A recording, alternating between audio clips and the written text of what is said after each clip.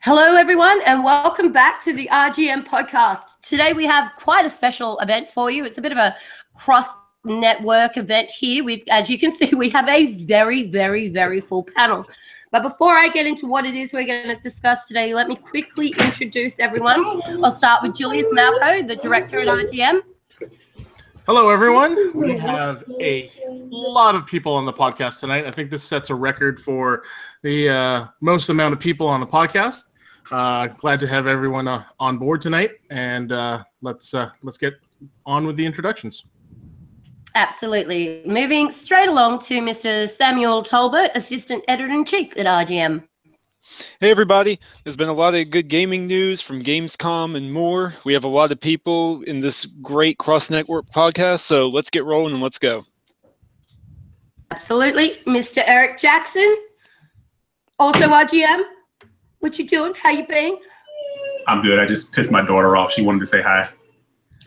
So I did know. I'm sorry. I did feel like we had a little person in here for a minute there. Yeah. Yes, yeah. She's not happy with Daddy right now. So. We can But I'm good. I'm good. Thanks for having me. I shouldn't say happy. What am I saying? Thanks for having me. I'm RGM. Happy to be here. You're most welcome. So moving on to our guest for today, somebody who's absolutely no stranger to the RGM podcast, Anchorman V from TiCGN. I believe you also need to include the great all-star champion of the world debater of RGM. Wow. By 0.9. Here we go. Wow. You didn't even win by a full point, son, and that shit was rigged. Do not even get me started.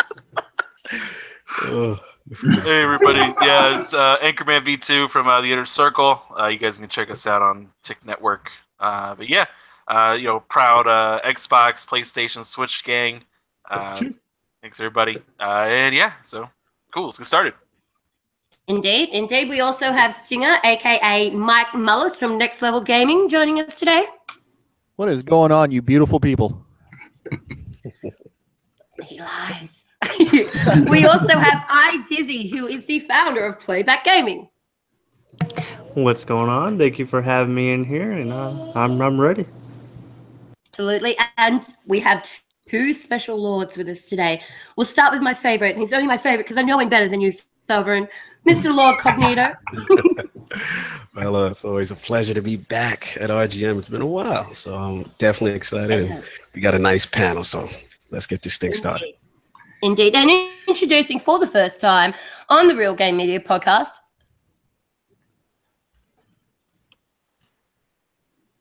this is why we don't have you on often, Sovereign. Oh, you cut out a little bit. Bella cut out. I didn't cut out. I heard everything. I just didn't hear the introduction. I said pretty good. And for the first time,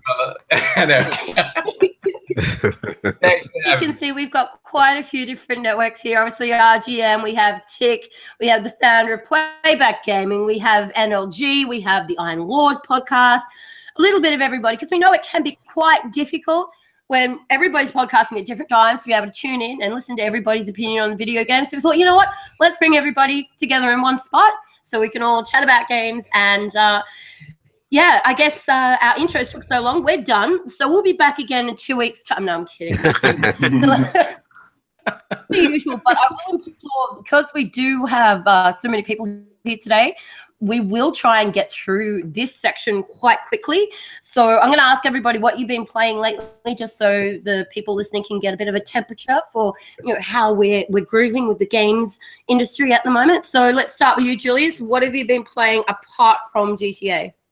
Apart from GTA, is there anything else, really? The game is amazing. Don't know why I didn't get into it earlier.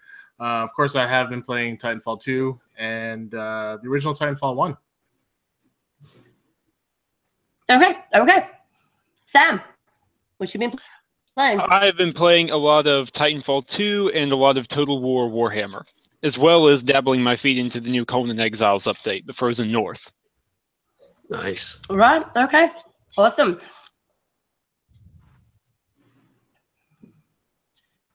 Eric. I'm sorry. You're cutting out. So no, she's waiting for you. but I didn't even hear my name called. So It's understood. Yeah, I've actually been playing Lost Legacy on Uncharted. Really enjoying that. And other than that, Breath of the Wild. So those are keeping me pretty busy on Switch. Nice. Nice choices. Yeah, nice choices. And Command? Switch, baby. Playing Legend Legend of Zelda Breath of the Wild.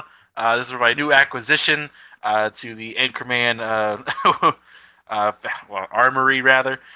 So I've been playing a lot of it's been a lot of fun stuff with Breath of the Wild. We're really enjoying it. Splatoon 2 a little bit, and I've been replaying Wolfenstein, gearing up for Wolfenstein 2. I'm not surprised. You're such a Bethesda fanboy. Of course. Some of us got Todd Howard on speed dial. Yeah. And that beautiful poster that you have hanging over your bed. Anyway, let's not get into that now. Still, what are you playing? How Todd Howard looks at him longingly in that poster too. Actually, I've been a little off the grid. I recently went to a really crappy expo, but I ended up buying a OG Xbox, and I have been spending some time on that, just getting back to the old retro stuff. Of course, it's sad we call that retro, but yeah, I've been kind of running offline a bit this week, so I'm probably gonna fire up the Saturn tonight. Nice. Back when awesome. Dizzy, what you been playing? I just wanted Julius to know that there is more than just Grand Theft Auto out there. There's this wonderful world that I like to call ARK. Wow.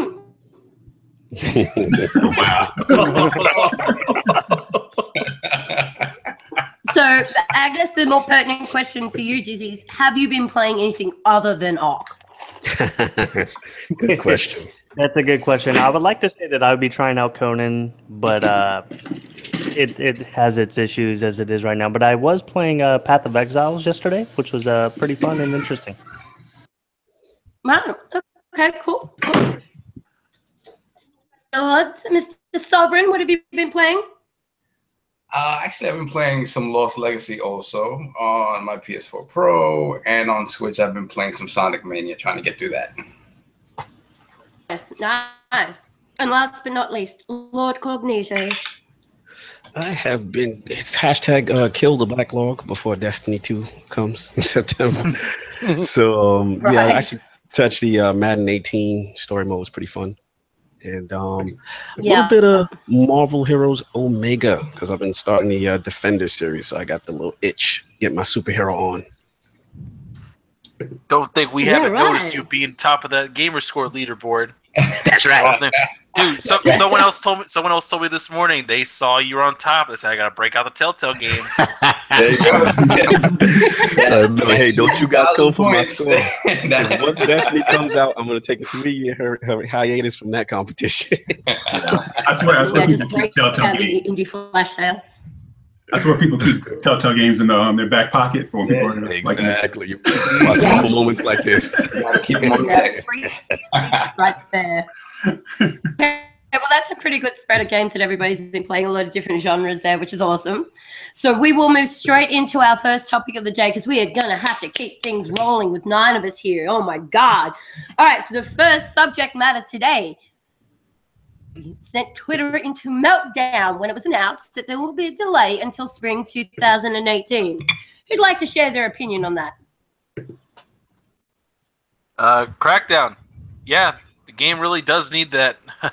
Really, no joke. Crackdown was looking rough, at least based on what I saw from San Diego Comic-Con, and it's one of those situations where Crackdown needed the delay. It really did, but it just highlighted how sparse not how sparse the rendering is on the Xbox One X, but how sparse the exclusive lineup is for 2017. Mm-hmm.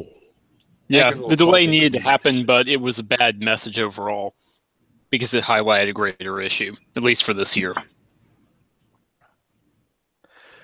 Well, they also have the problem that they have with the game is that they have different. In my opinion, they have too many different cooks trying to kind of.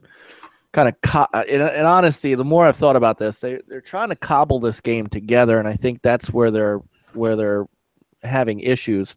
You have, what is it now? 3 different development studios working on 3 different pieces of the game, and it's bound to cause issues. Well, I'm thinking of Reagent Studios, Sumo Digital, Sumo, and the third one is working on the multiplayer. Ruffian. Yes, Ruffian. So now I know we're talking about. I'm sorry, I didn't mean to cut you off, Mike. No. We're talking about the game being delayed to have more time to look better, but no one's really talking about. It could be simply for that multiplayer side of it, which was the thing that they were touting the most, the things most fans were talking about, and now you've not heard anything about it. Well, remember that was the part that was going to come out first. Mm-hmm. Remember that was supposed to be out September 2016. Right. You're right. It's supposed to be a beta for that, and that never happened. Right. And it just disappeared off the face of the planet. So I think more than anything else, besides the negative reaction they got to the single player component, like coming out of E3 and whatnot, I just think that multiplayer thing is just broken, completely broken. And they needed to push it out of November. I mean, regardless to whatever the quality of the game was at that point, I've stated this before, I just don't think Crackdown is a game that belongs in November, no matter what you're associating it to. I mean, it just doesn't. By moving it out of there, they're saving the game, even if they have to, take a little flack for it. They're making sure they can actually get some returns back on this game whenever it does release in the spring, as opposed to getting it buried right now by Call of Duty and everything else. Does anybody feel that the game's in major trouble? I hope not. All right, what's up, Bella? It can't. I don't think it can be. I don't think they can get away with canceling another. I mean, if they have to do it, they have to do it. But it would look so horrible. That would I mean, honestly, that would cripple the Xbox brand. This game, people. Some of the people who are laughing about the delay and things like that are the same ones going, well, Crackdown isn't that big a game anyway. Yeah, it kind of is. It is just because there hasn't been, the problem is there hasn't been one every year, like there's a Forza or there's a Halo or there's a Gears or there's all, their name brand games. But Crackdown was a big game for them. At least the original was, before Ruffian got their hands on it. And I'm with, what was that, Cognito that said that? Because I'm with whoever said that they can't afford to cancel this. They can't. It's got to come out. Absolutely. Yeah. The thing that I'm holding on to is that I trust Dave Jones. Because that was the original Crackdown that I love so much. I trust him. And right now, I'm not a big, oh my God, the game's getting delayed. So it's, a lot of games get delayed into the spring for various reasons. If I remember correctly, Uncharted 4 and Horizon got delayed till spring from their release date. So I'm not concerned about the delay. I'm still trusting in the developer right now. Mm-hmm. Yeah, I'm not concerned about the delay either, but where my concerns kind of came in, and Anchor kind of touched on this before, and of course, when you mentioned this on Twitter, a few weeks ago, people got all up in arms about it, but just looking at the game, it has nothing to do with the cell shading. Cell shading holds the test of time a lot better than most games do. It's just, to me personally, the game looked like Crackdown remastered. Mm-hmm. Yep. And then when they were showing it at Comic-Con and Major's talking about physics and everything, and cars are just kind of like bumping into each other and stacking on top of each other. And and then you look at a game like Just Cause 3 that has all this stuff going on. It's like, granted, this game was supposed to be out years ago, but where we stand now, it still needs, for an open world type game on what we're used to now, I think it still stands a chance of kind of being beaten down.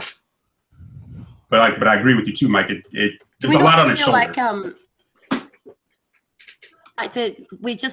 We're now in such a culture of delays that when we hear that a title's being delayed again, we are just at our wits' end with constant delays, that it seems to have more impact than what it normally would.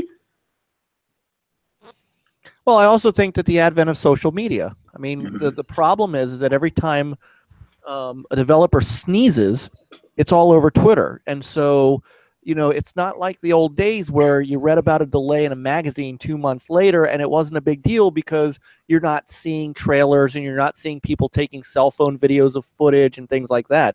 Social media has really it's helped developers and publishers, and it's hurt them at the same time. And it's a nasty double-edged sword that unfortunately can cause casualties as well. And that's why people are, the overreaction of, oh my God, the game's in trouble, they're going to cancel it. Remember Scalebound, which is a legitimate, it's a legitimate argument to make, but that's part of the problem you have when we're in this cycle of you cannot do anything anymore without somebody getting it onto social media somehow, and then it just runs rampant.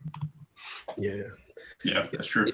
Yeah, I'm definitely of the mindset that I don't mind delays, and especially when you look at Microsoft's history, when it comes down to something like think, for example, like the Master Chief Collection, and I just remember how much of a broken mess that was. And with a game like Crackdown with all these different components, and I mean, we didn't even get a chance to see the cooperative aspect, besides the multiplayer aspect. So that was another thing that had concerned me, and I kind of looked at it as a red flag. So, I'm always on the side of take more time, let it get more seasoning. Also, like, Sovereign and a couple of other guys mentioned, November was a tough one.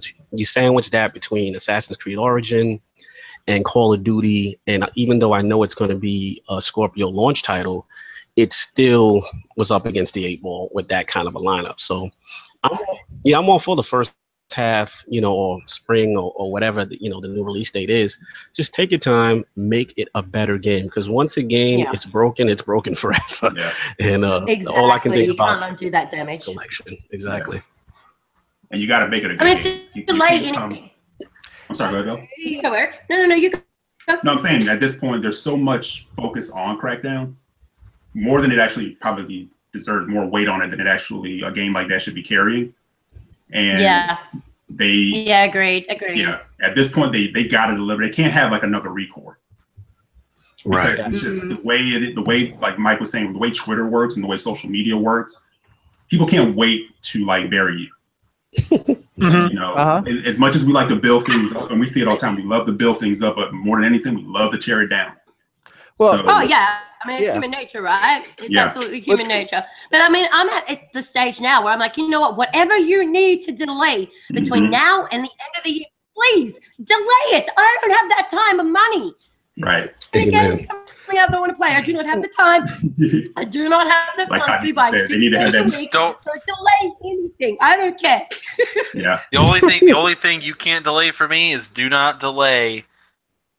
Oh boy! No! Don't even put it out. Do not delay. No, do not delay Evil Within 2. Oh, Evil Within 2. Because if you delay Evil Within 2, I can't play Wolfenstein.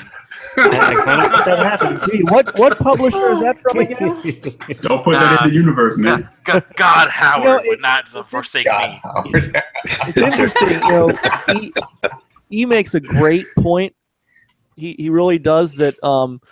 The game, to an extent, is carrying a lot of weight on its shoulders, but part of that issue, and part of the reason that it is kind of Microsoft's fault, because they don't, at the moment, outside of Forza 7, they don't have anything else in their stable that they can lean back on, and you really can't lean back on Forza 7. So they don't have another game in the arsenal right now that they can really lean on, and Cuphead's not it, but they don't have it goes back to the issue they're having right now with their first party output, and so because of that, Crackdown and Sea of Thieves, for that matter, are 2 games that are getting much more coverage than probably they would if we were looking at Halo 6 in the fall. Yeah. They have a few games that definitely have more weight on than normal. Yeah, I think it goes back to Halo. Even the next Halo is going to have weight on it because of what happened with Halo 5 campaign. Yeah, but a game like that can take it. a game like that can handle That's that true. weight That is because true. it's going to sell. Yeah. That game's going to sell no matter what.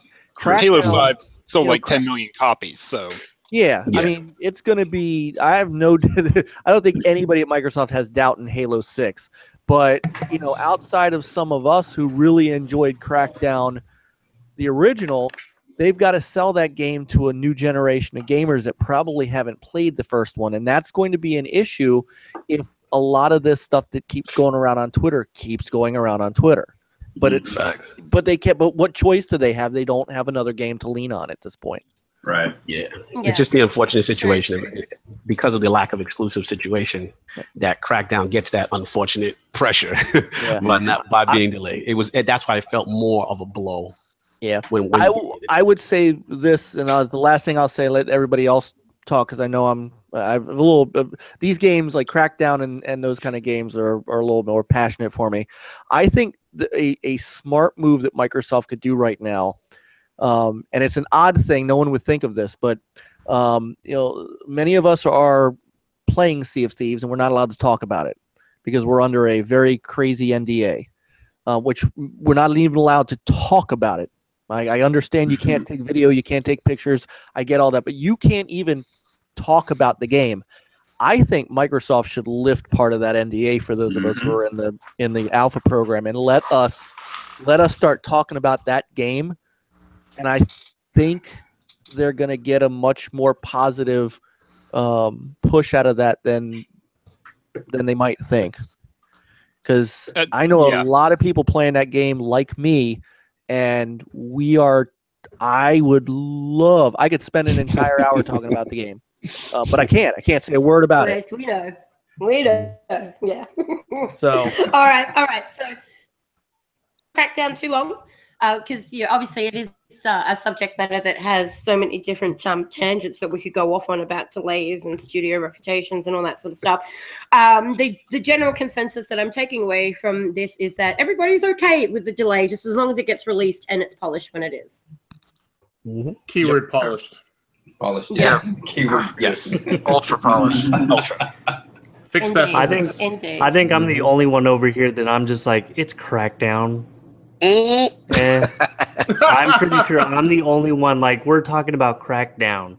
Like, I still remember playing the first couple and not being interested in it. And I said this a long time ago. Microsoft screwed up by betting the bank on Crackdown. So delayed all they want to. I think that when Sea of Thieves beats it to the punch, Crackdown's going to be an afterthought. You have no soul. Cool. that might be me, but it's Crackdown. All right, we're gonna move on, or we're gonna run well over time. We're already on subject 1. We've got many more to go. So let's move from Crackdown straight to Star Wars Battlefront II Starfighter Assault trailer. What do you think? Who's excited? Oh, I think we're all excited. Looks awesome. No, I'm not. Looks great. I saw it. Irrelevant trash. Memories from the original Battlefront 2. I think it looks fantastic. Yeah. I'll repeat my thought. Stoked. Okay. I'll repeat so my everybody's thought. happy for that? Nope. Irrelevant trash. Oh my lord! What type of blasphemy am I hearing? Star Trek fan in the house? Congratulations on finally getting back to Star Wars Battlefront 2 from the OG days. Everybody just heretic. Yeah, had Yoda in the Star. Yeah, he's so Is that just salty. from the prospect of having the space battles, or are we talking about like the open field environment, because we still don't have that back? Good point. To me, just the battles in general, just the fact that to me it harkens back to Rogue Squadron and on the GameCube and stuff like that. Like that, those games were fantastic to me, and the fact that they're getting back to it, and then they give you like the craziness where you're not worried about canon or anything like that. You have Yoda and a Starfighter. Like, who cares? Like, as long as I matter. Life is good at that point, also. Goodness. All right, so obviously I've opened up a can of worms there inadvertently. We're just going to move right along, and Shenmue didn't even mention that. Yeah. Shenmue 3, new teaser trailer. Oh, I need to start that one. I need to start. Yeah, give that one a start this now. All right. let me explain something to y'all. Let's get it. Let's get it. I am a Sega kid. Popcorn out, people. I grew up with Yu Suzuki. Like My a man. lot of his games are what influenced me into getting into gaming in the beginning. So when Shenmue III was announced during the PlayStation conference, I was one of the ones that lost my mind. I remember that game. It was a technical marvel at the time it released. It was on the Dreamcast, which is one of my favorite systems that unfortunately died out a little too early. Preach. You know, so Shenmue is very personal to me. When I saw this new teaser trailer, I had a problem. The facial animation. I mean, the game aesthetically looks nice to me. You know, it looks great. As far as the animations, the facial animations, not so much. So I believe there was an article that Suzuki actually came out with, a Japanese article where they talked about it, and they said, okay, you know, what's up with those face animations? Now his words are that, you know, they were not put in the trailer. Up until a month ago, they had the facial animations and they were not put in the trailer.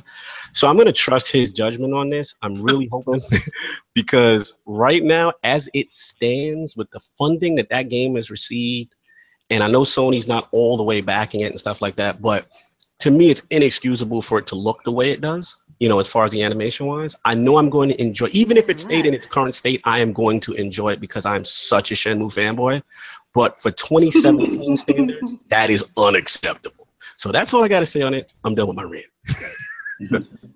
I mean, I have to say, you know, backing that up, I thought that Mass Effect Andromeda would have the worst facial animations I saw this year, but boy, was I wrong. Until Shenmue. No, I thought that the extra facial animations that they put in Uncharted Lost Legacy, apparently Yu Suzuki put them out on loan. Oh,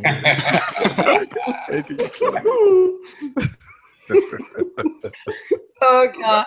All right. Anybody else want to weigh in on Shenmue before we move on? I just think that it's kind of fitting because I mean the era that these games are originally from, you didn't expect that, you know, those type of animations anyway. So what would happen if the game actually did come out with those types of animations, just kind of as a callback to the games of old? Like, I'm scared that he's stuck in that generation. Yeah, He's stuck in that. I'm hoping remember the budget he's working with from the Kickstarter versus the budget he had for Shenmue. Did they reach the Kickstarter animation goal? Did they reach that? Because I know they have those. They like second tiers. I'm just saying. And way down the list. Cognito, I truly, I was just nodding my head as you were speaking because I mean everything that man has done for Sega, you know, from Shenmue to F1 Legend. Ferrari to you know, Dreamcast is still my baby. Like talk about it. I am Sega. The 20 year exchange phone numbers before you leave. Absolutely. Yeah, hell yeah. It's going down. NLG ILP. It's going down. Yes. Hell yeah. It's the 3-letter podcast. Well, There like you go. you're saying. But I mean, I knew something was kind of wrong when the Kickstarter was around. Somebody needed to pick this game up and fully fund it. And yes, there was just I'm looking at the budget, or no, I'm looking at the Kickstarter, and I'm thinking to myself, he had millions and millions of dollars to do what he did back then. Technology today is even worse. You know, there's just I kind of expected it, and it's sad. I'm truly sad. Yeah. So I agree that somebody needed to pick it up. I mean, just like you guys, like I'm a Sega kid, and for me, when the Dreamcast died, I kind of, you know, to me, I kind of put that blame on Sony a little bit, the PS2 coming out, and you know, as much as I play on everything, I kind of, in my heart, I feel like, you know, the Dreamcast would have been around longer had the PlayStation not come out when it did. So for me, and then with the Xbox, the original Xbox coming out and kind of becoming the de facto Sega console. Yes. I sort of hoped that it would be Microsoft to take the reins on this. Exactly. It bothered me a little bit that Sony jumped in on it, because to me, I felt like if there was anybody who was going to get in bed with Sega, it would be Microsoft. And to your point, Saab, not to cut you, I was actually hoping that the Kickstarter would include multi-plat, because I was like, that could help the life of the game. You know, why would you, exclude it if Sony's not fully behind it? You know, I don't know as far as the marketing or what have you. You know, why not make it multi-plat? Build as much funding as you possibly can. You know, so I agree with you on that aspect. That Xbox not being included, I felt was a little bit of blow. I'll say this: if as it gets closer to launch, if the quality is not what Sony expected out of it, you will see them back out more and more in terms of marketing. They did it with No Man's Sky. I just don't see them again. If the quality is not where they want it to be, you'll see their name less and less associated with it. Yeah. I think that's what they were. You were talking about earlier, hoping that like somebody would come out. I think that's what they actually wanted. They thought like maybe if we throw out the Kickstarter, we would get down on our hands and knees, say, "Hey, everybody, come help us out." That someone's gonna come like rescue us and give us all the funding and support out of nowhere. And apparently that didn't happen. Like it was just kind of like a pat on the back. Yeah, you got our support. That's kind of it. Yeah. Oh dear. Okay, so before we get any further off topic, let's bring it back in. We'll move along to the next one. Horizon Zero Dawn gets a story mode patch. Who's played it and replaying it through New Game Plus with a story mode patch, and who just doesn't care? I played it. What game is this? I forgot. Horizon. Horizon Zero Dawn. Oh, that irrelevant. Oh. He's trolling. Speaking of facial animations, let's talk about those facial animations. Damn. Come on. I literally thought all the people were robots because they look so bad. Yeah, it's just that all the conversations happen from the same perspective. If they made it feel a little more organic when you get into a conversation, it would be better. I mean, they move nicely and everything, but they don't emote in terms of they don't show much emotion in their face. That's for sure. Everything looks nice, but it's kind of stiff in that regard. Hey, does the DLC fix that? No. I think what it does do though, in terms of the story mode thing. For me, I loved it when it first came out, but I fell off as soon as Zelda came out. It just kind of stopped. Oh, that's what I was gonna do today. Dead in my tracks. But I will say this: a lot of people really love the combat in that game, and I like it. It's cool, but there's something about it that just after a while, the same repetition that you have to sort of do to take down the dinosaurs kind of gets a little boring. So the fact that you can ease up on that and make that considerably easier and just focus on the story that by all accounts is pretty decent, especially the way it finishes up. I think it's a good idea.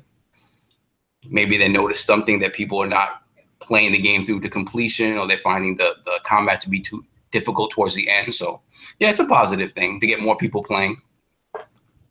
Absolutely. And that DLC is going to be. I'm going to take probably a good couple of days off for that DLC. I'm not going to. I already have it ready to go. I don't know what these fools are talking about. I look at it like this too, man. You know, it's like, that's Guerrilla's first shot at like an open world game. Yeah.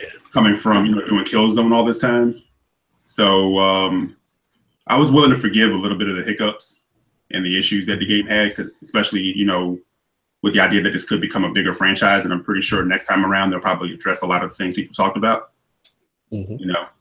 So I'm all for it. Let's go. I thoroughly loved it. It was one of my favorite games that I've played in the last 12 months. It's right up there with Final Fantasy 15 for me, with how much I enjoyed it. So nice. I'm pretty excited to see that they're providing ongoing support, that they're always looking at how they can better their product, and that they're trying, they're making sure that anybody who wants to play it between now and when the DLC comes out is going to have a better experience every single time that they do this update. All they're doing is making it a better experience for anybody who plays it or replays it, and that's always a great thing. Yeah, people can't scoff at the fact that they're still supporting this game. I just wish they'd had said it before I traded it in. But I mean, I got it. So we know you don't play games, Stinger. Come on. No, I don't. Or I only play Xbox games. No, I mean, look, the thing is this. You know how it is. Yeah, I know how it is. I'm not. No. We're not. You know what? Fuck 'em. All right, listen. So here's the thing about Horizon Zero Dawn. I was one of the few that I knew in my circle that actually, from start to finish, never got bored with the combat. And it could be because I was always trying to find ways to to get at the larger the larger robots and change them and make them work for you, make them fight for you. The story I thought was fairly solid. I mean, they left it open, and I thought before they'd go and do another story thing or more DLC that the way they left that game was kind of perfect for Horizon Zero Dawn 2. I platinumed it, and to me, it's on my Game of the Year list. It was gorgeous. I felt like there was a great tension and development of Aloy throughout the entire games, and I was kind of drawn to it. It was a game that, when I get into those kind of games where it encapsulates me so much, I will play it and forget about everything else. And Horizon Zero Dawn was one of those games that I started from the beginning, and I didn't play another game until I beat it and platinumed it. And it's one of the few platinums. I think it's one of the only platinums I have.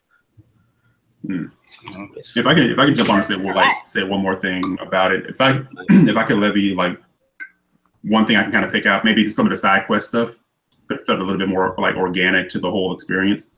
It kind of felt like you were doing. It was very much like separate checklist type things. So if they can kind of pull that together. But as far as the combat, I mean, I've seen people say anything from there should have been a lock on. I'm like, you didn't understand what was going on there if you wanted a lock on. I always felt it was satisfying, being precise with your bow and arrow, picking off, specific areas of these beasts. And if you did that the right way, in certain cases, it took them down faster. So I thought that was a pretty cool mechanic, and I like to see them expand upon it. So, so I like the combat. I mean, the melee was horrible. Fighting humans was like, ugh. Yeah. Yeah. So well, but see, if you learned how to use her other weaponry, when you're talking about just the fighting with the staff, yeah, but right, that's what I mean. Learn how to set traps and stuff. It became really cool. Yeah, and I hardly went in with the staff. I was just picking people off, stealth wise, with the bow and arrows. Yeah. Yeah. So, there's something to build on there. There's a lot to build on there. See, I didn't really bother trying to overturn. I really tried not to overturn any robots because I don't believe in slavery. So I'm not doing that. So done. Wow. But it was okay. No. All my people are free to go. I don't do settlers. We do indentured servitude over here, man. Right now. But yeah, I got bored with the game, and I don't understand why everybody was freaking out about it. Honestly, it felt to me a lot more of like Mad Max as a good example, where Mad Max is just an overall mediocre open world game that has an above average story and really good enemy designs, and that's it. You have no soul. I don't. I sold my soul to Todd Howard, son. Yes, we know. We know. I actually believe he's a terrorist, and we're just waiting. We're just waiting for his soul to get activated. You know who doesn't like Horizon Zero Dawn along with you? Are the terrorists. Banker, I don't want to hear about facial animations when you're talking about Fallout, man. Hey, it had better facial animations than Shenmue 3. It didn't. It is not out yet. Hey, but you talk about Bethesda versus this one soul man who's got a Kickstarter trying to bring back a classic. Come on, bro. Kickstarter game. Oh, Lord. Tell Mr. Hey. Imagine what Mr. Howard could do with Shenmue. Like tell him. Oh yes. Oh yes. Now we're talking. I wonder how many glitches he can introduce. Hey, they are not. Hey, they are not called. They are not called glitches. They're called charm. It's like no matter how much I move the slider around, this dude looks like Darkman. All right. Let's not linger here too long. So the next 3 words that are going to come out of my mouth after this sentence, I think Sam's probably going to go afterwards. But Age of Empires officially announced. The new installment in the franchise is on the way. Is anybody but Sam excited for this?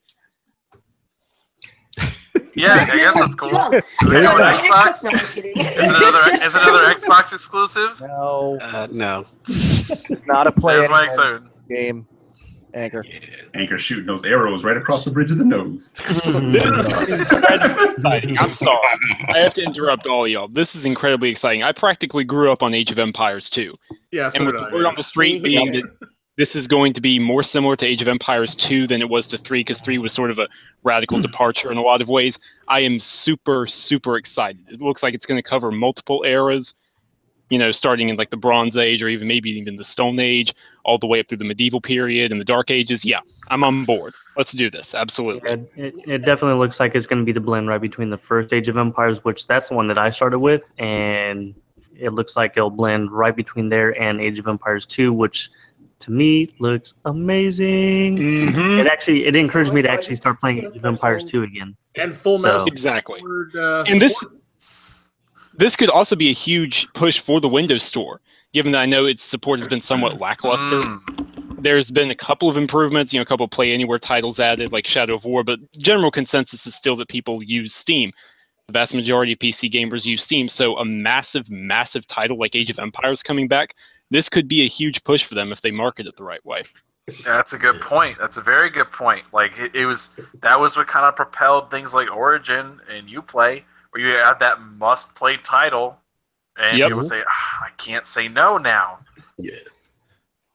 Absolutely. I mean, I hear where you guys coming from. Not to rain on your parade, Sam. The only thing obviously I knew this game was going to be PC exclusive. I saw it at the PC Gaming Show at E3, but it was just a little sad that, you know, that the Play Anywhere aspect doesn't cross over to the Xbox guys, I guess. So in that respect, I'm hoping in the future that could be added, because one of the arguments against Play Anywhere, obviously, a lot of the Xbox fans feel that it's one-sided. You know, a lot of their exclusives, so to speak, are going over to PC. So in this sense, when it wasn't announced, you know, that it would come to Xbox, especially when we know that they're going to add keyboard and mouse support. I believe Minecraft is one of the games that's doing it. So just hopefully down the road, I would just hope that, you know, maybe they could include that as part of that relationship. But that's the key word, right? They're going to be added. It's not there right now. If it were there right now, then it would be a much more jarring omission, and I would expect it to be like, hey, okay, come on, bring the Xbox version, bring the Play Anywhere support, but it's not there yet. I think down the line, this will absolutely be something that they implement. Yeah, but as a franchise as a franchise that started on the PC, you would think they would do a Play Anywhere title here. Why would they do it if mouse and keyboard support isn't, you know, glitches ironed out, fully implemented on Xbox yet? Well. But, I mean, this was actually an argument that I had made the other day about, you know, they have talked about that they were going to have mouse and keyboard support. And they've been dragging and dragging and dragging. We have yet to see the mouse and keyboard support, aside from, okay, you can browse on, apparently you can browse on the internet with it. And of course, now if you're in the beta for the Minecraft, you can actually use it now for Minecraft. So I do have to agree, it is kind of lame that it took this long to finally start implementing some kind of mouse and keyboard support. And I'm not so much bothered about this being just a PC only, as much as I think that they have to come to some kind of explanation for, you know, Xbox fans of why they're doing this when they're taking exclusives from Xbox and moving it over to PC. You know, it's almost like a backhand to them at a point, because yes, they are being pulled out of something. Now, granted, there's no way in hell I want to play an RTS, you know, with a controller. That's why I won't pick up Halo 2. You know, I can play it on PC, but because of the mechanics and it was meant for the console first, you can tell that in the RTS on the PC as well. So that's why I don't play that. They have to explain something to the Xbox fans why this is happening, so that they kind of understand. I mean, Halo Wars 2 isn't completely unplayable, but it is. I'll agree. Mouse and keyboard for that genre is a lot better. I don't know. I feel like the improvements that they made with the control system in Halo Wars 2 on Xbox, the Xbox version of it, was actually really, really good. It did take you a little while for it to become fluent, but I felt like you could play that with the controller just as well as you could with the mouse and keyboard. I don't believe you guys. I think somebody should donate that game to me. Keep on betting. Buy it like out. the rest of us, Eric. Come on. Hey, didn't I give you Halo Wars 1? Have you even played that yet? I did. Excellent. There we go. All right, so let's wrap up that segment. I'm trying. All right, so we're going to leave the recent and upcoming game releases segment there because there's just so many games coming out soon. We could be here all day just talking about that. And we're going to move straight on to the Xbox One X pre-orders. And holy cow, I cannot believe how fast they got snatched up. Like, I knew there was going to be a lot of people trying to get a pre-order, but damn, that was fast. Who was actually able to secure their pre-order other than me? Me. I was. I got it. Yep, I did. Real King got 6 did of them. Anybody here not get any? Me? I did not. I did not. Okay. Anchor. Is that because they didn't make a Fallout 4 version? Yep. It's getting Fallout 4. Fallout 4 is getting a patch, though. That's one of the titles getting enhanced. And Yep. Wolfenstein. I know. But hey, I used it for Switch money. Switch game. Get your multi-plat on. Nothing wrong with that. Oh, wow. All right. Yeah, well, there were a lot of people that tried on day one to get their pre-orders secured and just could not. No matter, like, they were literally, I was like talking to a few people who were doing it, and like running from one store to the other on the internet, and like, nope, all sold out here. Nope, all sold out here. Like, God damn it! So they missed out every single day. But the following day, GameStop and Target got a second batch of pre-orders through and opened those up. So I know over here in Australia, our pre-orders didn't go live until 9 o'clock in the morning, and at 9:14, all pre-orders were secured. So if you were not available to be able to be on your phone in a store or on the internet for that 14-minute block of time, so it's a bit rough, but I would imagine, you know, as with most consoles, there will probably be another batch coming through maybe late November, early December to, you know, get into that Christmas rush. So don't be too upset if you missed out. If you did miss out, though, and you want to make sure that you can afford it by the time that it comes out in November, or if you want to get a Christmas version of it, go on to the Real Game Media website. We actually have a savings plan set out there. Yes. That if you go and have a look at the retailer that you can select the retailer that you want to go through and let you know what kind of deposit that you will be looking at. And then you can have a look at whether you're going for the November 7th saving plan or the Christmas saving plan and work out how much money you need to be putting away per week so that you can afford it by the time it comes out. Nice. Bella's formulas. Yeah. I remember, I will never forget the day you were on NLG podcast and you whipped that spreadsheet out for PSVR. Yeah. Always come prepared. Yeah. Always come prepared. Well, Microsoft did say that they were going to open up regular non-Project Scorpio pre-orders soon. They said they'll give us a little bit more notice on that one. So there will be another chance to pre-order. It just won't be the Project Scorpio edition. Right. Can't do that. That's not premium. Shout out to Lord King. Oh, God. But they have also released a list of over 100 Xbox One X games that will be getting enhancements on release, with more to come before release date. Sam, do you want to, because I know you're just like super excited for the Xbox One X, or the hug and kiss me box as I like to call it. Do you want to run through some of the main available with these enhancements? Sure. So, I mean, I think first off, right off the bat, this is a very compelling argument. I think a little more so than the Pro, or at least the Xbox One X is in a better position than the Pro was, because there's a lot more developer support behind this thing. I think the PS4 Pro had 42 games. Someone's free to correct me if that number is slightly inaccurate, but it was in the mid-40s when the console launched in November last year. And then the Xbox One X is currently at 119 games getting enhancements, and it still hasn't even come out. Digital Foundry put out a video today and a new article, or they updated their older article on Rise of the Tomb Raider. And Nix's software is handling that enhancement. Evidently, there are textures being implemented that aren't even available on the PC version. They're saying that despite all attempts to claim the contrary, the Xbox One X version will be the definitive across all platforms, including the PC, which has a lot of people up in arms, to say the least. But it's really impressive. Yeah, the salt is real, of course, on Twitter. But yeah, that much sodium is bad for your diet, people. Right. So it's definitely encouraging. At the same time, that's Nix's software handling that, and they're a premier porting developer. So I would say that's probably not going to be the standard for absolutely every port. But then when you look at Shadow of War getting a native 4K mode, Wolfenstein, I believe, is going to be getting native 4K along 60 FPS.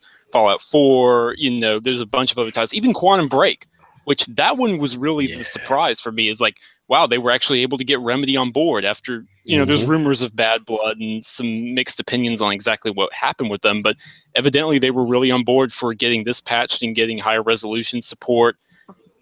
So, you know who else I think that was a surprise for? Actually want to play it again.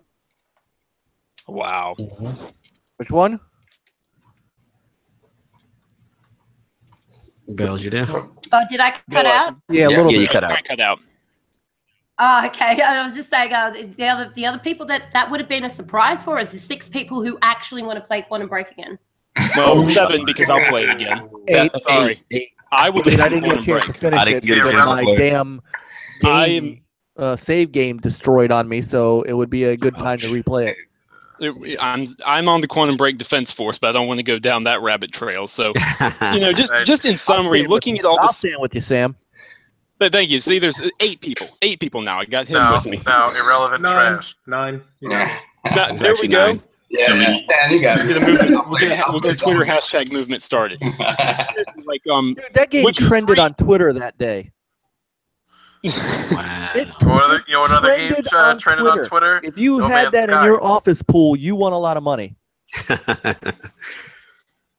Yeah, but going back to the enhanced games, Witcher 3 is getting a patch for. I don't think it's going to be quite native 4K, but it's a lot of extra graphical effects and stuff. And to the surprise of absolutely no one, I'm really excited for that, and I'll replay it in a heartbeat when that comes out. Yeah, it's shocking, right? So all in all, I really don't get the narrative of faux 4K or anything like that. It seems to me that developers are really embracing this and doing a really good job with it. I don't know. I'll throw it out to y'all for thoughts. Yeah, I mean, I'm extremely excited. I mean, as a techie, it's always cool to see a lot of older titles and just stuff in your backlog that you didn't get a chance to play. And now you're seeing it, these things like Quantum Break. And, I'm definitely excited about Rise of the Tomb Raider. I mean, those Digital Foundry reports came out and it was spectacular, what I was saying. So, and as far as I'm concerned, Titanfall 2 is another one. All these games that just really are now going to be pushing boundaries with the X. It's going to be really fun to kind of go through my backlog or just go through games that I didn't get a chance to play during that time when I have the X and just really see that graphical fidelity. So I'm very excited that this list is expanded and looks like it's going to continue to expand and developers are putting in the time. And my last point was that for the stuff that's not on the list, from my understanding, like the X is supposed to have almost like a natural boost mode. So I'm curious to see like something like Tekken 7, which I'm a big fighting fan, I believe it was like 720 on the standard Xbox One S with some horrid loading times. So again, it's going to be fun to kind of put those through the personal paces and see what improvements, are on stuff like that as well, who are not officially on the enhancement list. They probably still will be in the future, but it's just fun stuff to do when you got that system and testing out, a lot of those old games. Yeah. Well, and for those of us who still have 1080p televisions, there's an automatic, and it's not per game. It's whatever game has X enhanced, there is automatic benefits to 1080p gamers, and the downsampling or the super sampling rather, some of the things that they're doing to make sure that games you already own are perform better. I'm not a resolution guy, so I don't really care about the 4K part. But when I saw what they were doing, the Tomb Raider may be as close to 60 frames per second as possible. They didn't say locked, of course, but if that thing is that smooth, I haven't played the DLC yet, and now I'm going to wait because Lara Croft is my girl, and I'm going. There's a lot of that. The games are just even for those of us who aren't running out to get a 4K TV just yet. There's benefit to it, and granted, the only reason I really got this thing pre-ordered is because, thank you GameStop for your debacle last month that got us, hundreds of dollars in credit. Hustling. Well, I would not have. I'd have skipped it if I had to pay $500 for it, but I don't, and so only having to pay $3. It's a no-brainer, That's the price. I always said it should have been $400. Well, at $300, I can't be so hypocritical that I go, well, if I only have to pay $300, I'm not getting it anyway. And so that gave me the ability. And now, like right after I pre-ordered it, out comes that Tomb Raider video, and I'm like, yeah, okay, that did it for me. Yeah, I think this list and the fact that it's continuing to grow, I think it bodes really well for the marketing of the system thus far, because us on ILP, we've kind of been very critical of their marketing and their messaging and how they painted themselves in a corner by promising true uncompromised 4K and all of this, and then little by little news coming out that games weren't going to be able to hit that. So I think it's very heartening to see this list and to see that a lot more games are hitting that 4K standard kind of easily. And the fact that the easy part is what really kind of gets to me, because on that, there's a list I'm looking at right now, but it doesn't have this particular game, Homefront.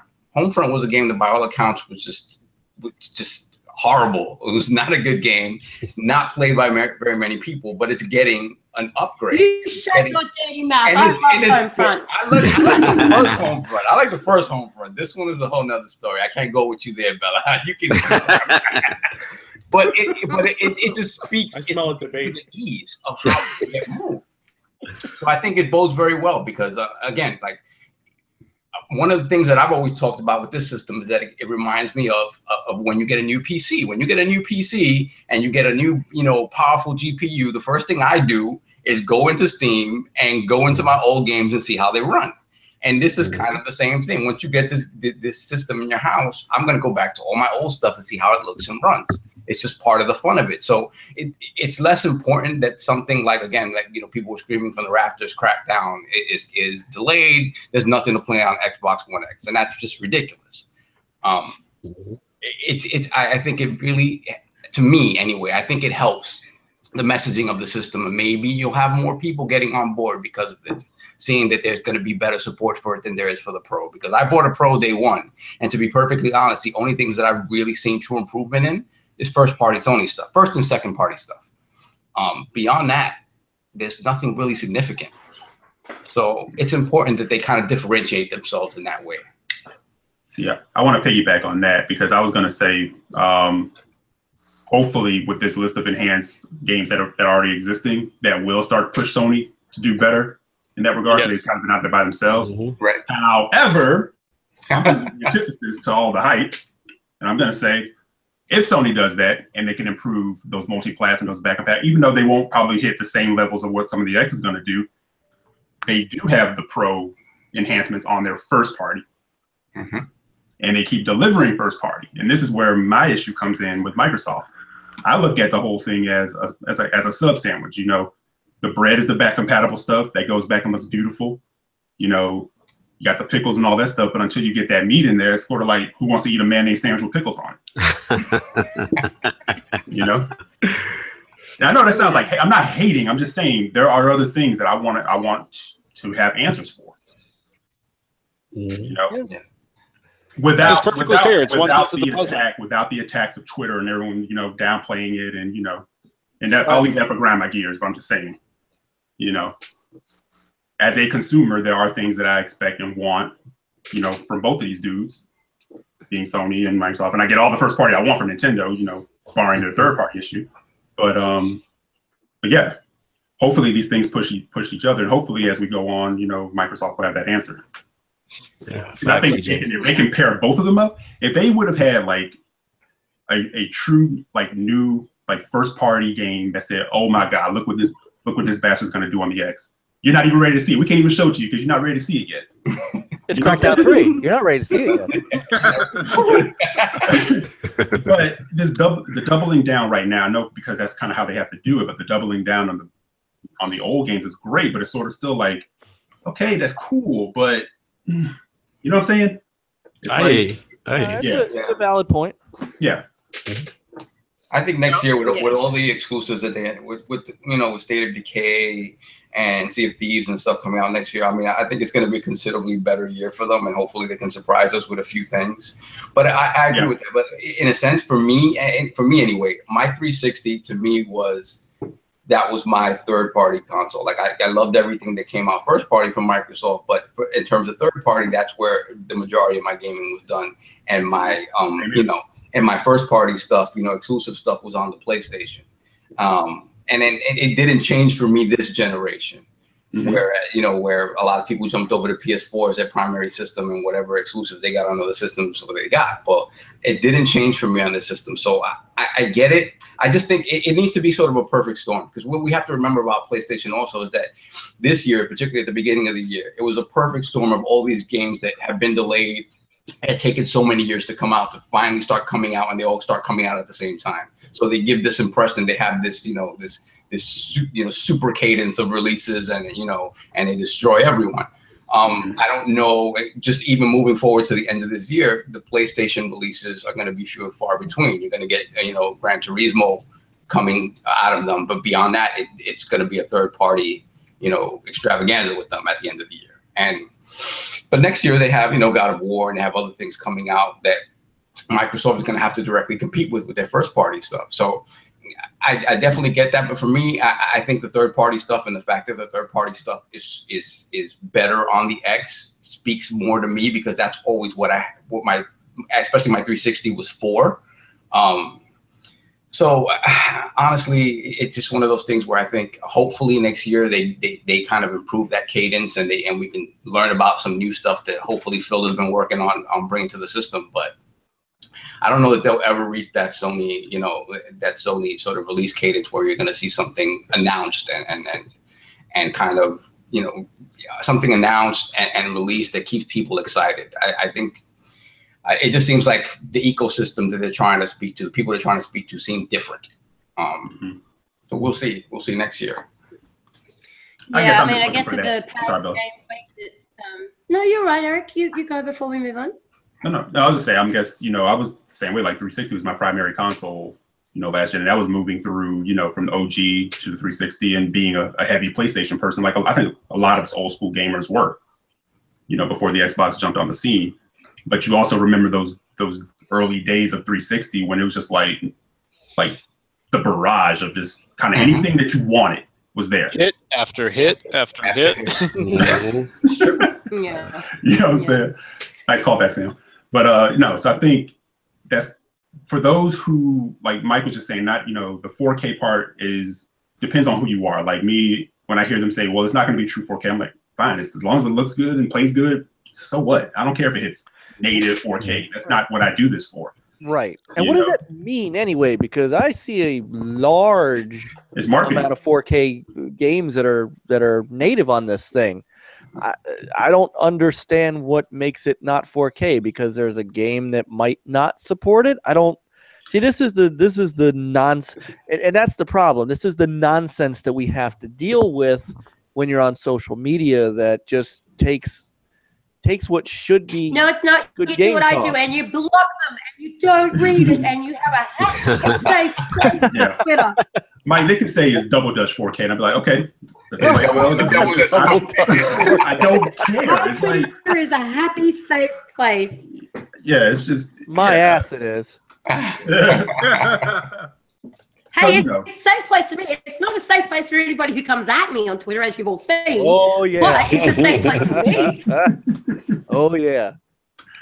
No, I don't know. It's just No, you make a good point, and it is it's an issue that Microsoft has to grapple with right now because, if you think about it, they were supposed to have a scale bound, and I think that was their big game for this fall, and they don't have it now. And bet me that they were going to try to wrap the X around that game. I mean, they, Forza aside, Forza is a given. Everybody knew that was coming. Everybody, that one's not a blockbuster. And it's okay for them. It's okay for them to lean a little bit on the third-party stuff that's coming out this fall too. People seem to forget those games are coming out on the Xbox One X as well, and many of them will be enhanced. So it's not necessarily that. But it's this, we're in this cycle where Microsoft doesn't have, as Eric is rightly pointing out, they don't have a big game other than, aside from why they're leaning on Shadow of War so much, they don't have an internal game that really says, check out what I can do on this fancy new box. Right. However, that said, for a mid-gen refresh, as everybody knows, I call, apology console. Microsoft said, hey, guys, we're sorry. And judging by the pre-order so far, everybody's like, okay, we forgive you.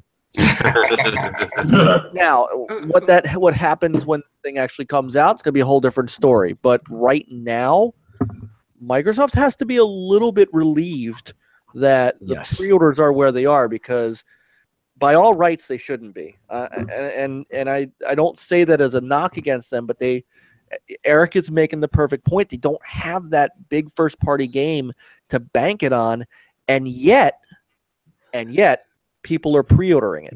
Exactly. So that's going to kind of get into my grind with my gear to grind in a minute, because there's a reason for that, I think. Indeedy. Well, before we linger on this for too long, we're going to move on to the next one, because if I let you guys talk about this all day, we will be here all day. So, moving on. Just around the corner, officially kicks off on November 1st. Hey, you dropped out again. Start again. You dropped out again. I do love when my internet does that. It's brilliant. So the Paris Games Luckily, we have your which agenda. We know where you're going. Yeah. This is true. So yes, Paris Games Week kicks off officially on November 1st. However, Sony will actually be kicking off with their presentation on October 30th, which starts at 8 a.m. Pacific time, 11 a.m. Eastern time. We don't actually have any details about what will be shown. Obviously, we can speculate about what we anticipate we will see. It's not going to be too hard to guess.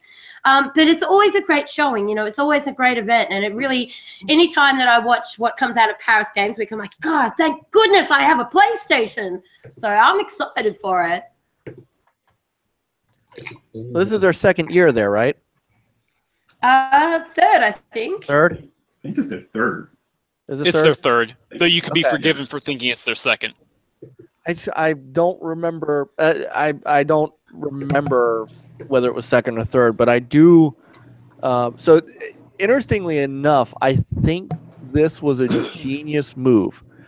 People got into this thing where you have to show at E3 or you have to show at Gamescom, and while Gamescom is still a huge show, E3 is just not the same as it used to be.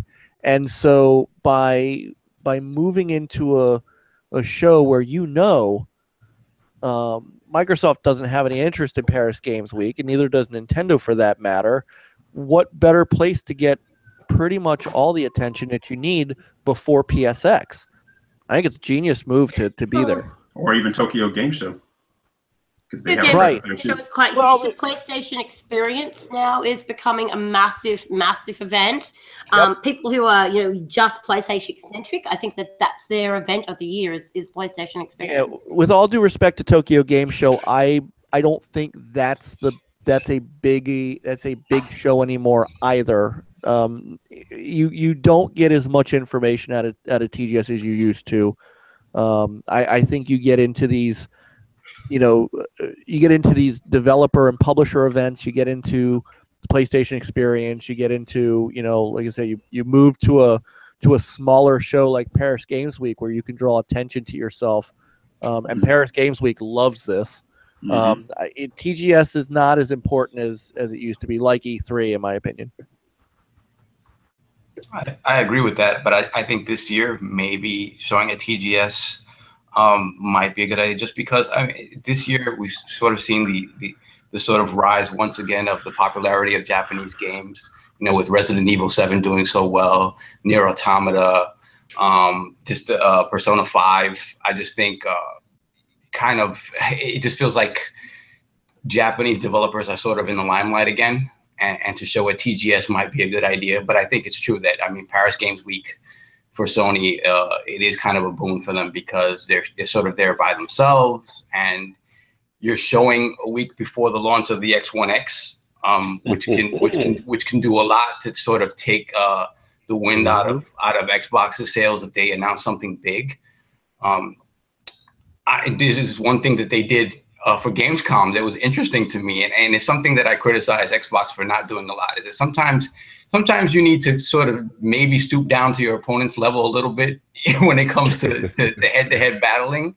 Like, they're talking about the X1X at Gamescom, and then all of a sudden Sony comes out with like this little announcement that says, oh, we have something to show too, and it's covered up and whatnot, and people, for a day and a half, people are speculating about what this is.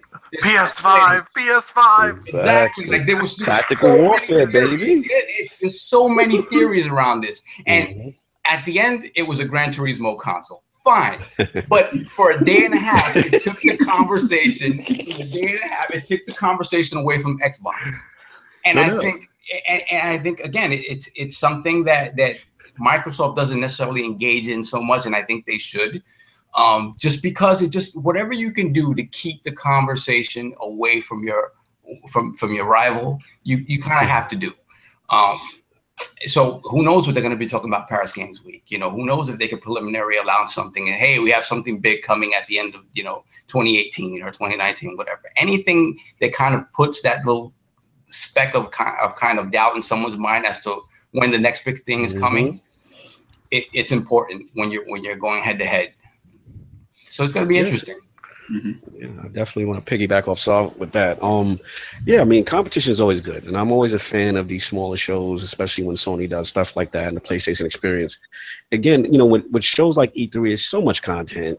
Sometimes it's not enough time to actually get into everything you want to get into. So you can use these, kind of shows to show off maybe smaller titles or other things that you had planned, and just to get that interest level, to get you in the conversation, to create that narrative, so that anybody, like Lord Soft said, is on the fence. Now it's like, wait a minute, Sony's got this coming. Oh, wow. This got announced, and again, it's something that I feel Sony does really well.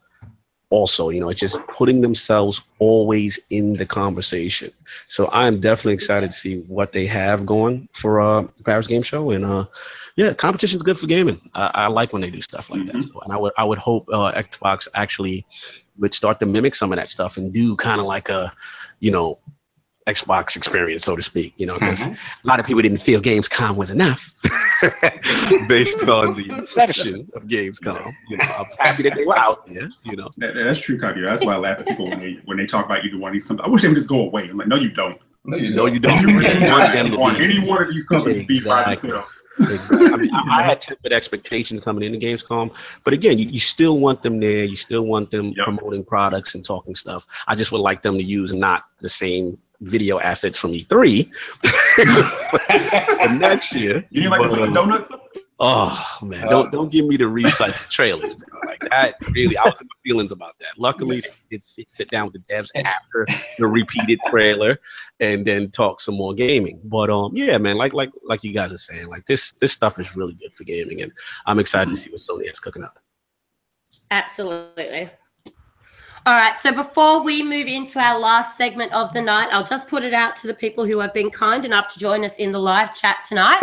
If you have any questions that you would like to put to the panel members today, do so while we move into what grinds my gears. Julius will be keeping an eye on the chat and grabbing out the questions, and we'll quickly go over them before we wrap up. But let's move into everybody's favorite adult group therapy session for gamers. What grinds my gears? Kiss off today. I will allocate one of you.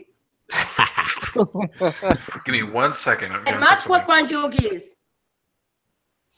Who's going? All right, I'll go first. And we just talked about it. What grinds my gears is Microsoft's unwillingness to directly go at Sony the way that really grinds my gears. It was funny because I saw, I think Tick posted something where there were some Xbox employees walking around Gamescom with signs that said plays better on X1X, plays better on X1, standing by like all the third-party games, the Battlefront and whatnot.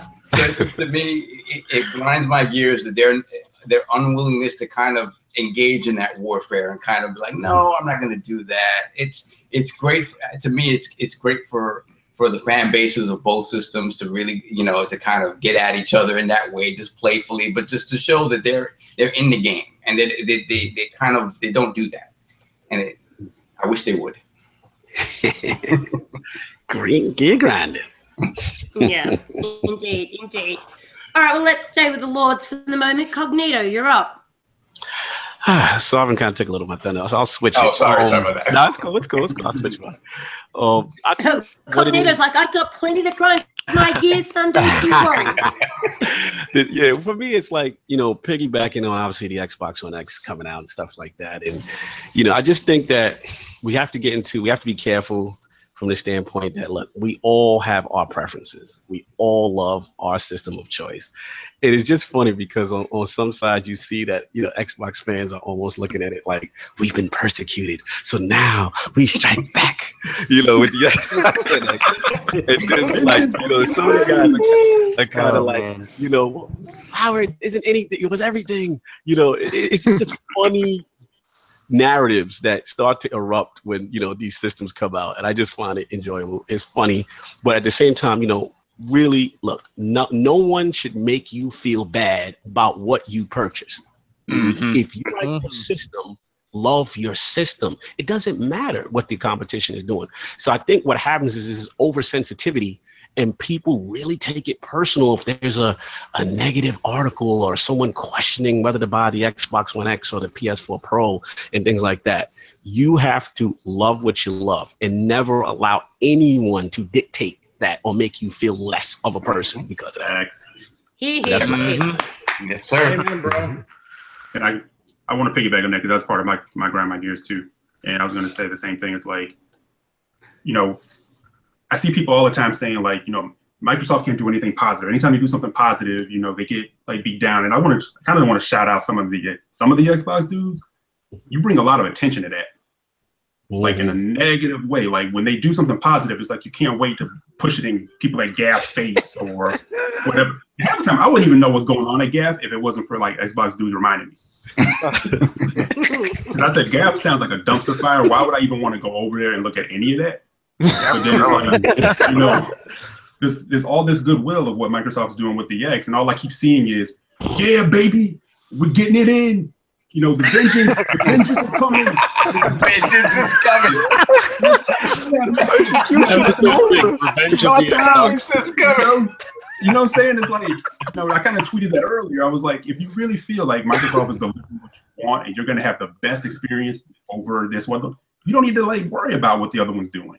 And I said, I borrowed the line, that just said, the lion does not concern himself with, the lamb or whatever, however it went. It's just like, move on. You know what I'm saying? But it's back and forth. You gotta admit, Eric, that some of that stuff's hilarious. It's too. funny, so do I sit back and laugh? Gap will say, "Oh, power's so important. Power's so important." And then like the stuff that comes out today, and it's like, "Nah, no, power doesn't matter anymore." What are we talking about? Or like it'll go out like the pros doing well, like pre-order sales, like. And then it's like this like, oh, Scorpio's not going to do good. Scorpio's not going to do good. And then the X goes out there and is mopping it up in pre-orders and like, pre-orders don't count anymore. Pre-orders don't count anymore. No, I get it. On that level, that's funny. hilarious. That stuff's funny. But I'm talking about the people that get in their feelings with it. Like you don't have. Oh my God, you can't say anything because it's like you can't even say anything if you play on an Xbox, but you're not Xbox enough. I mean, that's the other thing. Yeah. That's why I made the comment about the receipts. You want to see my receipts? I'm not Xbox enough. You want to see the receipts? Yeah. So you guys are stealing my thunder. Sorry, Mike. Oh my God, my gears! I've got like 17 gears to go through. Get him, Mike. First off, can you people stop taking screenshots of fanboys and putting them on my feed, please? I don't care what you have to say. Can you please stop doing that? Can you please? And by the way, to both sides, you should see I'm like waving my arms now. I'm pointing as if my camera's on. Hey guys, 2013 and 2014, 2015 called. They want their bullshit back. Right? You had one side that said, well, all these multiplayer games are going to look better on this system, so buy this system. And the other side saying, but we got all these great games over here. Well, now one company's in a rut with the games, but they got the console with the better graphics, and the other side's got some games coming out. So all of a sudden, it's like that shit never happened in 2013. Like there was no 1080p or bust. Or hey, Sunset Overdrive is coming out. None of that happened. Apparently, this generation started last year. So do me a favor, folks. Go play your fucking games. Just go play your games. Some of us don't have time for this. And if you say something nice about Microsoft or Sony, it's okay. You actually can.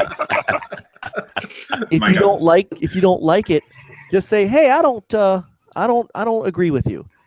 No, you got to hit the block button. You gotta be, and then I have to see every fanboy tweet out there that I don't normally see because I don't follow any of these people, but.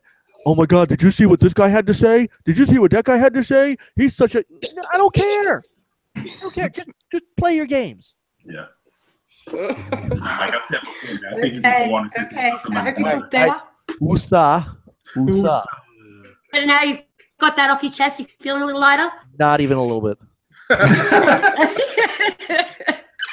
Oh God! All right, let's move along to Anchor. What's been grinding your gears?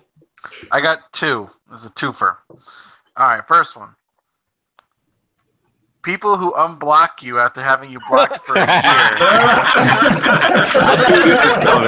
I knew this. More specifically, not calling out people individually, because the first individual is already irrelevant, so it doesn't really matter with him. But individuals who block you, for one, just getting a sick burn in, and it being the only tweet you ever made to them blocking you, and then years later coming back to unblock you to respond to a 2-day-old tweet saying Crash Bandicoot is exclusive to PlayStation 4. Son, first of all, let's talk about Crash Bandicoot. If Crash Bandicoot was truly exclusive, Sony would have said something by now. Like, let's be honest. If it was truly exclusive, locked down 100%, they would have said something by now. The fact they haven't said anything only tells everybody it's not exclusive. Same thing with PUBG. Microsoft's not saying it's exclusive entirely. When they ask them the question, they say it's not up to us. Don't talk to us about it. The fact that they're saying that means it's not exclusive. Get over it. Like read corporate speak first of all. So this is just people who unblock you to respond to 2-day-old tweets using poor facts, first of all, only to reblock you after 37 minutes. Let's be honest, though. That was the best 37 minutes of your day. I mean, hey, man, how to lose a guy in 37 minutes? Like, That was amazing. I was blocked and I never talked to him. I guess I was guilty by association. Same here. I got blocked and I don't even know who he is with that guy. I noticed I was blocked. all you need to know, Stinger, is he's irrelevant. Apparently, because I don't care. But the other thing, and this is just more like a practical tool for life, talk to your insurance. Please. Your insurance is not your friend. Let's just be straight up about this. Your insurance doesn't want to pay for anything. That's just how it is. They don't want to pay for anything. If you go to the hospital, you get in a car wreck, whatever, and they're saying, like, if you talk to the hospital or you talk to your like somebody else, I don't know how it works in auto insurance, but if you talk to them and they say, hey, we talked to your insurance, they're not paying this part, don't bitch to me. Don't complain. Go talk to your insurance. That's it. Keep in mind, your insurance is not your friend. They don't want to pay. You're making a bet with them that says you're going to get hurt, and they're betting you're not going to get hurt. And whenever you do get hurt, they're going to say, prove it. Show me. Because they don't want to pay. So just go talk to your insurance. Not really. Think again. Anyway, that's my Groundwing Gear segment. Okay, all right, fair enough. That's a decent grind. Julius, you're up. Yes. Okay. So one of the things I've been kind of noticing on Twitter and the social media feeds are this whole narrative about, you know, us versus them, this platform versus this platform. But then you've got this other group of people who, you know, I would say are neutral. And then you have people jumping on these neutral people who are going, you're not picking a side. Why are you neutral? It's like, you know, you talk about, you know, you own this console, you own this console, you've gamed for 20 plus years, and you grew up on the Commodore 64, you play the Atari and blah blah blah, and it's like it doesn't matter that you've played all these different consoles and all these different games on every platform across, you know, multiple years, and the minute you go, I'm not going to take a side, you're labeled a filthy neutral. It's ridiculous. Like, the goalposts are moving all over the place, and now that, you know, for whatever reason, they're feeling threatened by this new console, that now everyone is out for, you know, everyone's out if you're not on this side of the fence. That's what should take a page from Treebeard and the Ents. On nobody's side because nobody's on our side. These corporations aren't on your side, fanboys. Thank you. Exactly. Unless you get a paycheck from them, they're not on your side. Well, some of these people act like they're getting a paycheck. Yeah, that's true. That's the definition. Hey, a follow from an exec is the same as a paycheck. That's on both sides. It's like, dude, like, you are waving that flag way too hard. People call people Xbots and ponies, but what we really need to be focused on is the check that Anchor is getting from Todd Howard. Yeah. Hey. Unnatural relationship. Hey.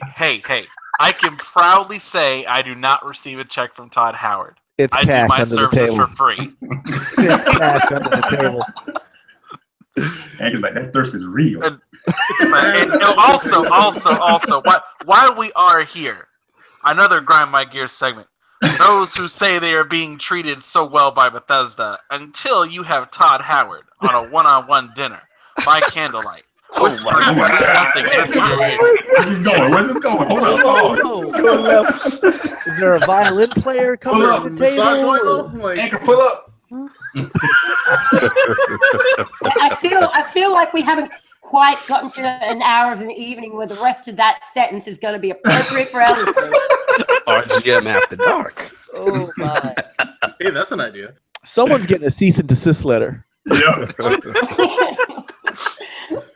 All right, Sam, what's been grinding your gears? Well, between Stinger and Eric and Anchor, it pretty much got stolen. So let me see here. Add on Okay, to so I've got two really quick things here. First, piggybacking. if you are one of these people who is saving screenshots for a year or 2 or 3 or 4 or 7 later, get a life. Knock it off. This is officially not that serious, okay? Stop it. This is video games. This is entertainment. It's a fun adult hobby that we're all supposed to be able to enjoy. Sam, they need those It's receipts, ridiculous. man. They need those receipts. We're getting drive-by screenshotting. It's ridiculous. Stop it. What you said in 2013.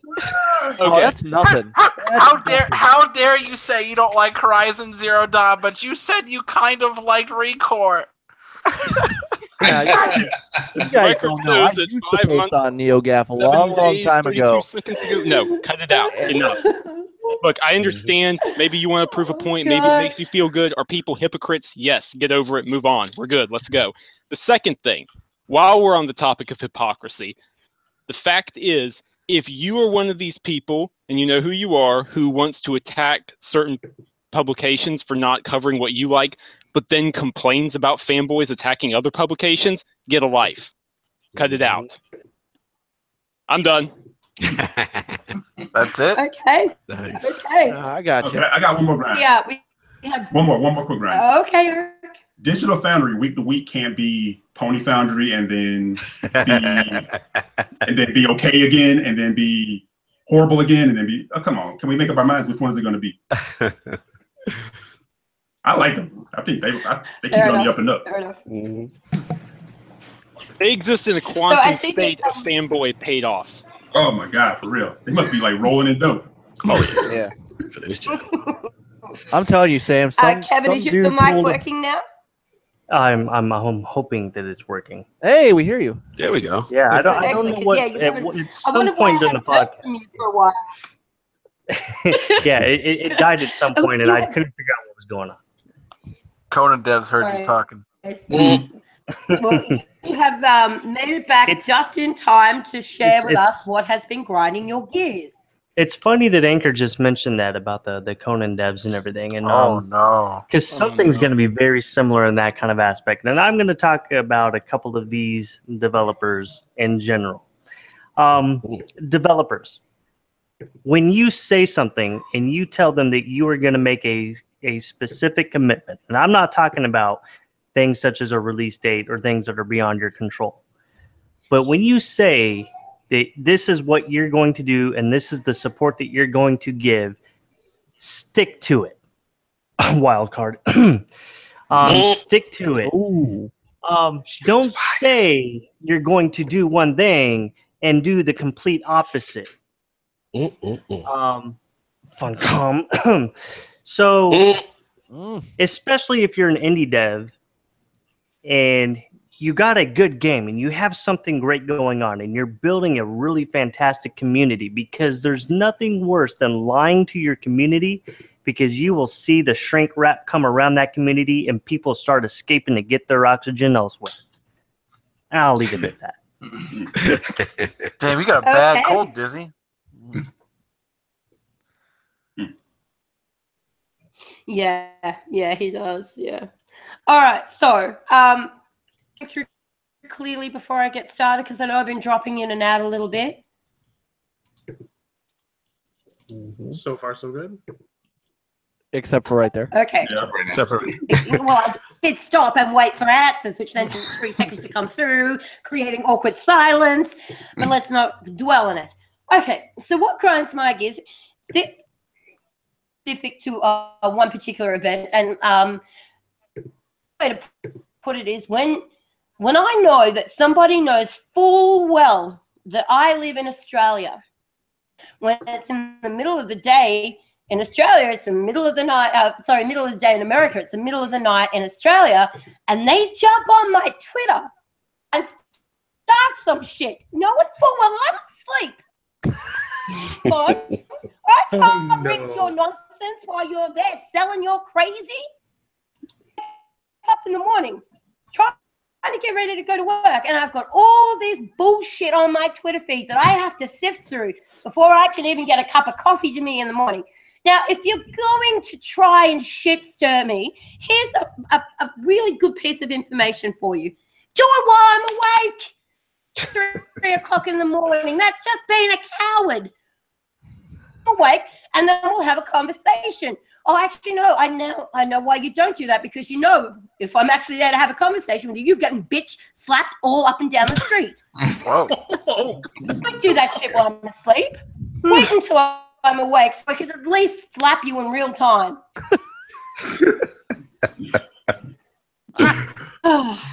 That's what's been grinding my gears in Cosmic. Pretty sure I know this reference too. I'm pretty sure we saw gaming. Oh, look, it happens on the regular. I love everyone. Yeah, it happens on the regular. I'll wake up and I'll be like, what the hell, 3 a.m., really? Come on. Like, at any point, is there anybody who follows me that doesn't know I'm an Australian? Absolutely not. Quite clear. Can hear it in the voice. Worst case scenario, you might think I'm British. You're Australian? Oh, don't stop. I thought she was about to be a new I thought she was a Kiwi. I thought she was from Jersey. Oh my God. Frankie, bugger off. I'm reading your shit in the chat. All right. So before we wrap up, we are running a little bit over time. So instead of going through all the questions that got popped out, we'll just choose one. Julius, can you just choose one of the questions that were asked by the audience that you think is probably the most pertinent to today's conversation, and we'll do that. Sorry, I like the one for Fastback, so we had to pull out. Honestly, there aren't any questions. There's a lot of banter going back and forth, but there really isn't any questions. Left anybody with any burning questions and stuff like that? Which is Hey! We got one. We got one from Frankie. I'm looking at one. I finally caught one when my streams was trading. Who's upset that the Conan devs don't allow dongs on the US version? I should be swinging. That was me. I need to swing. There's no swinging. What's the issue? That's more of a statement. But, oh man, that's funny. I'm sure that again, my wife is gaming. It means we've covered off on the majority of what people wanted to chat about today, so that's a good thing. So what we'll do is I'll quickly give you all a moment just to do a little bit of a spiel about who you are, where people can contact you, and where you normally would be if you weren't on the RGM podcast, starting with Anchorman. I am what I am. I does what I does. He be where he be. He be where he at. Inspiring. Dizzy. Is he still up? Joke I made about Conan. I think he might be. No, he's real mad. He's got wild card on Spud Dial. Okay, Eric. Oh, yep, Eric here. I'm around. Anybody at their mic? Okay, there we go. Yeah. I'm in and out of Twitter. Sometimes I don't know why. Most of the good people who are here. That's why I kind of try to keep up with you guys. You know. Other than that, still a member of RGM. Another group of cool people. And on Wednesday nights for that podcast. My Lord Sovereign. Yeah, people can find me on Twitter, Lord Sov ILP, and Iron Lords podcast, 1 p.m. Eastern Time, Sunday afternoon. So look for us tomorrow, Sunday afternoon. And yeah, that's where you can find me. Excellent. Lord Cognito. Lord Cognito here, and I'm glad to be back on RGM. It was really fun. You can find us again, like Lord Soft said, tomorrow, Sunday at 1 p.m. with the rest of the Lords. It'll be the Lord's Day Sunday, so church will begin. I expect all of you in attendance. But thanks for having me. It was real fun. Sam? Samuel here, the Assistant Editor-in-Chief of Real Game Media. So when I'm not helping with the editing or training new people, you can check the front page of realgamemedia.com, and there's a good chance I've written something. And if not, it's because I'm writing something that'll be going up in just a couple of hours. So please tune in and check that out. And you can also follow me on Twitter at Samuel Tolbert. I have gaming opinions. You may like them, but you may not. Who knows? Thank you for clarifying that if we did like them, there's also a chance that we didn't. That's great. You never know. Yeah. I haven't taken a dig at you with the entire podcast, Sam. We cannot get away without We taking really one could. little dig. We have a record to keep, right? So We're really close. All right, Stinger, you're up. All right. First off, thanks for having me tonight, and I got to tell you, it's always great to be with some absolutely fine gamers. You guys, and everybody in this podcast tonight always brings it right, and that's it's important because somebody's got to do it, and it's us.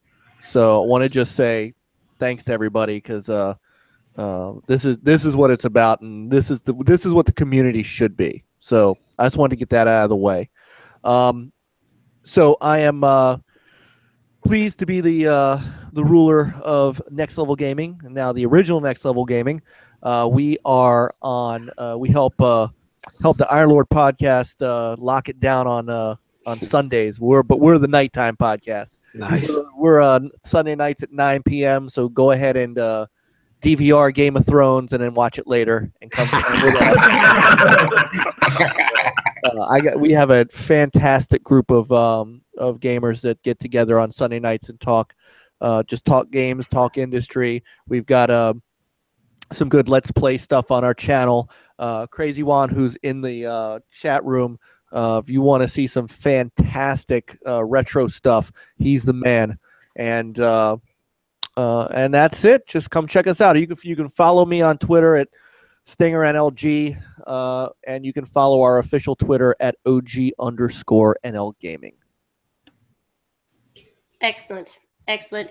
So that is us for another 2 weeks. Obviously, we will be back in 2 weeks' time, and it'll be at that point where there will be a lot more Destiny chat going on. So we'll probably have to have one of our lords back for that because it seems only fitting, given that, they're Attic is going to want to kill me for this, given that they are a Destiny-centric podcast.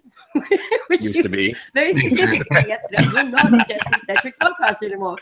But no, again, for anybody who's in the chat section, it is an absolute pleasure to have you join us.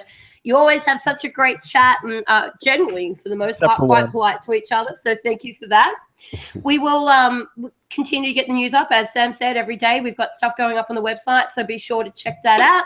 If you are looking to make sure that you get the latest updates on when more pre-orders go out for the Xbox One X, I'm putting that out on our Twitter handle as soon as I see anything about that. So just follow @RealGameMedia on Twitter for those updates.